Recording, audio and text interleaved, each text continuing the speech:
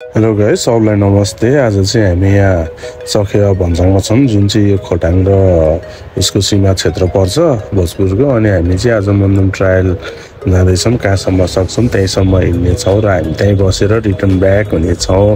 र हाम्रो जर्नी फर्स्टमा त एकदमै रमाइलो भइरहेको थियो, सबजना रमाउँदै हिँडिरहेछन्।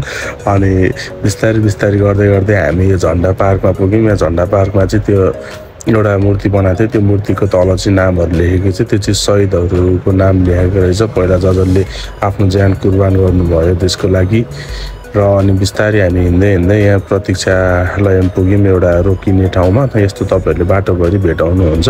तपाईँहरू बस्दै आरामले जाँदा नै हुन्छ, भ्यूहरू हेर्नु सक्नुहुन्छ धारामा पानी खाँदै।